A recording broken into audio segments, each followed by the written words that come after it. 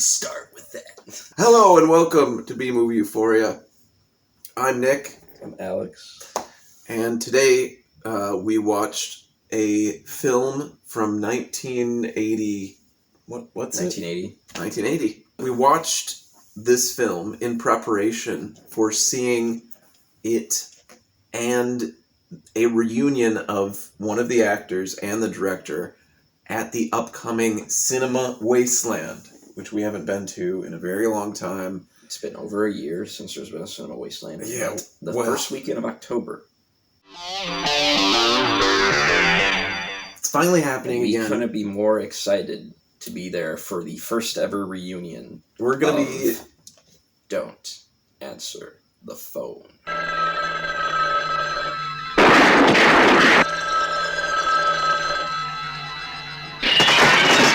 He had done it before. He would do it again. He is doing it now. Don't answer the phone. I think that's a very strange title for this movie because I guess I was waiting for someone to scream, "Don't answer the phone!" That's strange because there's a lot of movies that have "don't" in the title. Yeah. And this came out, probably was released a few months ahead or before, maybe even at the same time, as another "don't" movie called Don't Go in the House. Don't make me do anything bad, Mother. Don't go in the house, because the people who live there aren't people anymore. Don't go in the house. But if you do, don't say we didn't warn you. But nobody says "don't go in the house" in that movie. So it's just a funny title. Before those two movies, in the 70s, there was "Don't Open the Window," which was the retitle for "Let Sleeping Corpses Lie," aka "The Living Dead at the Manchester Morgue." There was also "Don't Look in the Basement." Yeah, "Don't Look in the Basement" was before that one too. And Don't Open the Door was another one. If you are thinking of going into this house, don't. Anyway, we watched Don't Answer the Phone. And phones do play a pretty big part in this movie. It's kind of a police procedural, but it's also a slasher first and foremost. It's a slasher. It has to do a little bit with this woman who's a radio show host. And she's a psychiatrist. She's a psychiatrist, so we get to see a lot of patients getting help. Now tell your parents louder. Mom! Dad! The drugs are more important than you! All right, get it out again. At the same time, we have Kirk Smith, who is calling into the radio station as Ramon, and then we have a cop who's trying to figure out what's going on. Isn't doing a really good job throughout the whole movie. Everybody in this movie is sleazy. Yeah. This movie is sleazy as hell. Mm-hmm.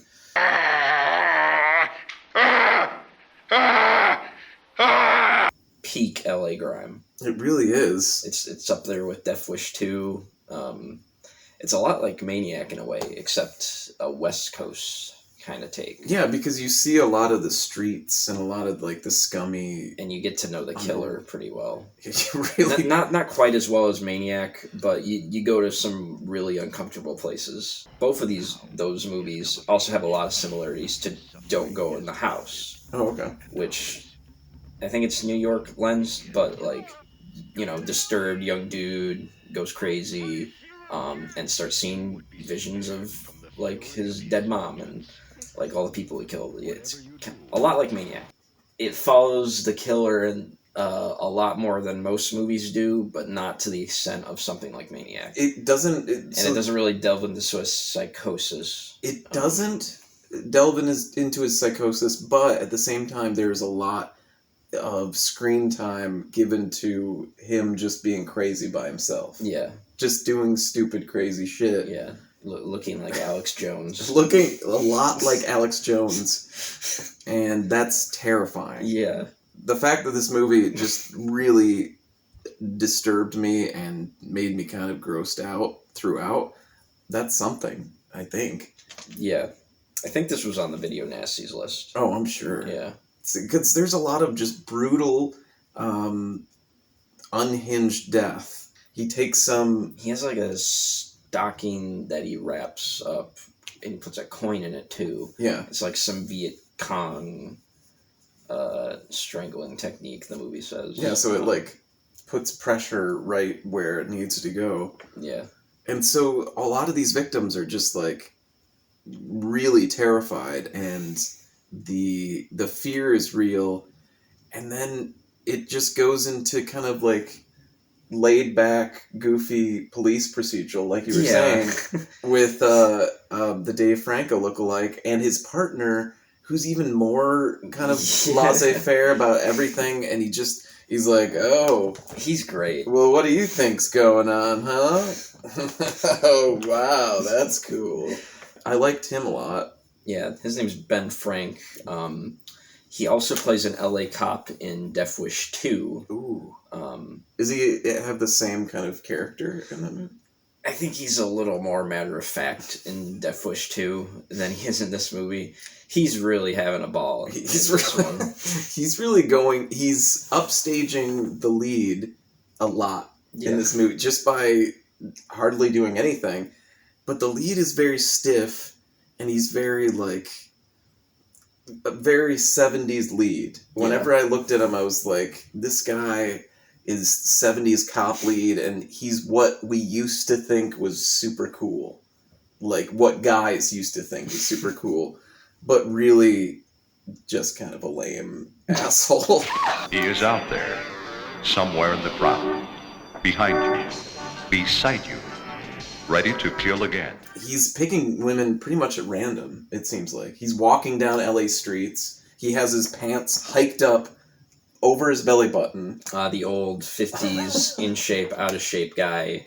Yeah, because he's built... Costume-wise. He's built exactly like Alex Jones, for the most part. He's a little bit... He's not as ripped, but he's just as huge. Yeah, he's very huge. And so he always wears very tight clothes with his pants hoisted over his belly button, and it looks very weird.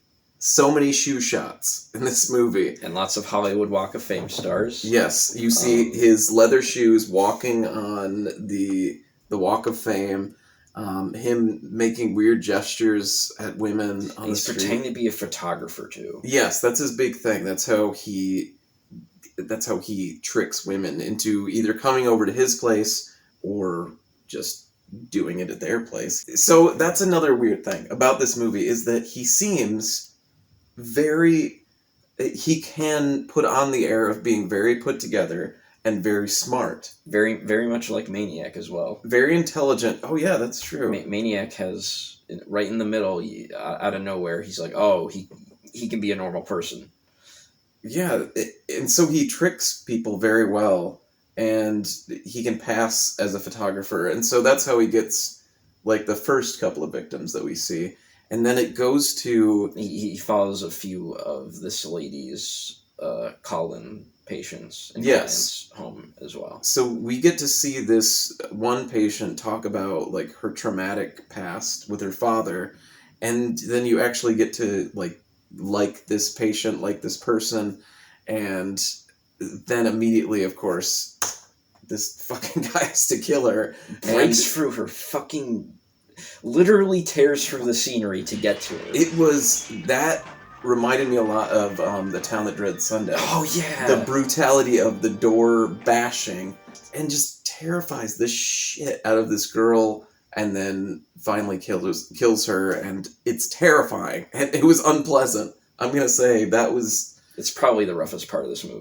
That's when this psychiatrist, the radio psychiatrist, kind of comes into the fray of the investigation. And he calls in at one point. Yeah. And he has his victim call in before he kills her. Yes. So he just, for one of his kills, he just picks up a prostitute, a sex worker, right in front of her pimp, and then she walks him to her fuck pad, and he's just like, I want you to do something for me, right after his dick doesn't work. And so she calls into the radio station. Hello, Dr. Gale. My name's Denise, and I wanted to talk to you about my profession. See, I'm a prostitute, and I ain't happy with how I make my living. And then he just fucking kills her right there on the radio. And then suddenly, the good doctor is part of the investigation. So, of course, sleazy police detective James Franco guy has to put moves on her, like, right away.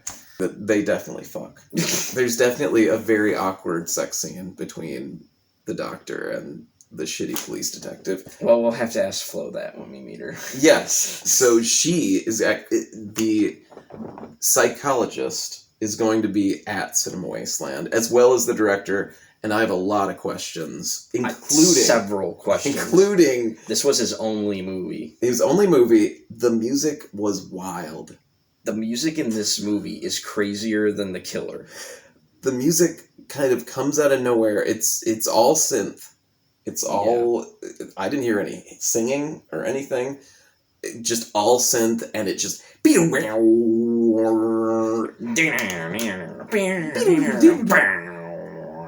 want to know if there was ever a soundtrack put out. I want to know if... Yeah. I want to know why. Why does the soundtrack get crazy for scenes where nothing is really happening? Where a woman's just walking down a street. Because something's going to happen with that synth stinger. And nothing. And then there's just times when there's no music at all, including the end credits. Yeah, you get this crazy end credit sequence that's in slow motion, like a good, sleazy, low-down crime thriller / slasher. Yeah, that real juicy ending that makes you just like... savor the slow motion death. Ooh. And it has a great synth... as he dies. Yeah. And then it's Spoiler alert. He dies. Yeah. The killer dies. The killer dies. It's pretty amazing. That scene is pretty amazing. But then silence for that. Yeah, there's no music at all. The invasive music that you've been hearing throughout the movie is just gone. The bust in the massage parlor is the wackiest part in this movie. So that almost seemed like a Cheech and Chong scene. It seemed like a bit. It's so silly because bit from a sex comedy. So squeeze into the slasher / police procedural. So Detective Dave Franco and his partner Goofy Gus go to this massage parlor, and his partner is just like stroking the arm and the hand of the receptionist, and she's just digging it, which is great, until they flip out their badges. And this police detective is flipping out his badge for everything.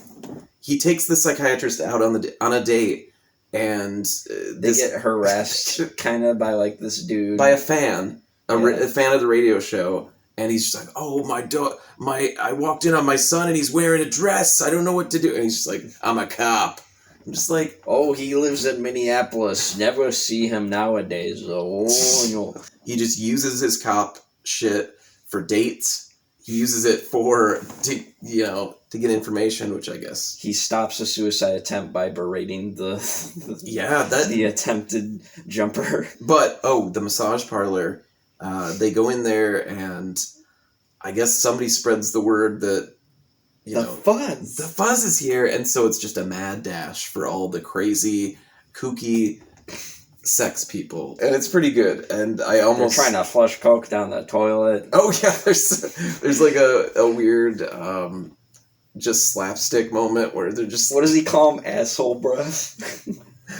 Well, there's these... Don't flush my shit, asshole breath. So they hear the cops are coming, and then they just, like, flip out and throw the coke in the air. And then one guy's trying to flush the coke, and the other guy's trying to scoop it into a little baggie. While his girlfriends are trying to snort it up. But then there is the suicide scene, which comes out of nowhere and didn't need to be in this movie, because it's a completely unrelated girl that is one of the patients of the psychiatrist again. And she's talking to her and using her, emotions or whatever. That lame liberal stuff. Yeah, like stuff that's just not gonna work because you're not tough. You gotta use tough love, and that's the only thing that works. And that's why the cop shows up. He's like, "All right, lady, step aside," and completely just like berates her. It's just like so mean. Suicide's illegal, you know. Yeah, suicide's illegal. I'll arrest you if you get jump. your ass down here. Get you, and she just collapses in his arms like he just saved her life. Somehow they find out. I don't know what tips them off, but they find out the porno dude. Oh yeah, the sleazy porno. The sleazy porno guy. Completely forgot about that guy. And he's what you think of when you think of a sleazy porno guy. He's just so a heavier set dude, cigar. He's like, all right, you're doing good work, kid. Yeah, so this guy, our killer, comes to him, and he is actually a photographer. He takes a lot of pictures, but he sells a lot of his sleazy photographs, the nice ones, to this big, greasy dude that always is chomping on a cigar and just sitting behind a desk. Yeah, in a big, tight outfit. He's got like a crazy tie. Yeah, and he reminded me a lot. Do you remember the guy that they try to sell a TV to in Henry Portrait of a Serial Killer? Yeah. So he reminded me a lot of that guy. So there's just a lot of just... You want color? You want black and white? Jesus Christ. There are enough good parts in this that I would say watch it. Definitely because Halloween is coming up. And you need a lot of good slashers to watch. Yeah. This is a favorite of mine. It has grown so much on me ever since I saw it at a very impressionable age. What age did you see it? Probably like 13, 12. And I was like, this is a masterpiece. I don't know how I feel constantly throughout watching this movie. I'm laughing. I'm in shock. It moved me. Yeah, I feel uncomfortable. I feel the music is sometimes just blaring and sometimes it's quiet. But it's awesome. But it's always awesome. I love that scene. Nicholas Worth is incredible as the killer. The only thing Scenery chewing be damned. Yeah, sometimes he's too over the top. But most of the time, he's towing the line pretty well. The only other thing I recognize him from is Darkman. He was one of the henchmen. Yep, he's the dude who gets thrown out the window in Darkman. And he's also in Swamp Thing. Oh yeah, he's another henchman in Swamp Thing. Yeah, so he gets mutated at the end. A very underrated character actor that you said died early 2000s? Yeah. There's a DVD of this where he does a nice little interview. It's how it is. Thespian character actors usually play shitbags in movies, but they always seem like the nicest people you could meet. And I guess you gotta be just a nice dude if you're gonna play a complete schmuck, asshole, serial killer. You know what you're getting into if you're trying to watch a movie like this. So if you're not afraid of being like just scenes of women topless getting strangled to death in gratuitous close-ups and there's a lot of that. I'm gonna say 75% recommend because it's not for everyone. There's some parts that they're really rough, but I enjoyed it and it was great. And we're gonna see the director and Phil Garish at Cinema Wasteland, and then we'll talk about it again in another video. Probably, yeah. So, maybe we'll even talk to you if you guys show up, and maybe we'll sell you a tape. Yeah. You selling tapes? I'm gonna try to sell tapes. All right. So they're gonna. I might even have a Betamax of this movie if you're. Once again, thanks for watching B Movie Euphoria. I'm Nick. I'm Alex, and hopefully we'll see you there. I love the puppy.